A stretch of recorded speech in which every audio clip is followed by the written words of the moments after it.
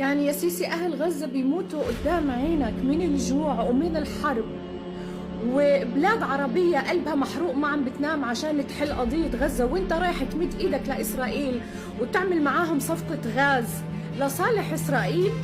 بتمد ايدك لإسرائيل يا سيسي في عز اللي احنا فيه، بتمول آلة الحرب اللي بتقتل فيها أهل غزة على حدودك. وين ضميرك انت؟ بس على فكرة انت لا يمكن تكون مصري، مش هاي مصر اللي بنعرفها، مش هاي نخوة ولاد النيل والفراعنة اللي احنا بنعرفهم. يا عرب، السيسي باع العرب كلهم اليوم، باع كل الشرف العربي بدم اهل غزة. مصريين يا اخوتنا، بعمر قلبكم ما كان بارد على الظلم، بالذات على اهل غزة. وين صوتكم يا شعب مصر؟ وين غضبكم علينا يا مصريين؟ اذا الحكومة قبلت انها تكون شريكة في الجريمة، انتم مش لازم تكونوا منهم.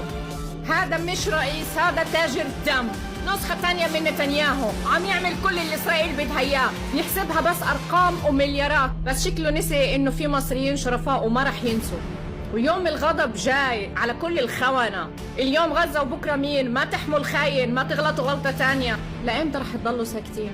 صوت الشعب لما يكون على حق هو الوحيد اللي بيغير التاريخ.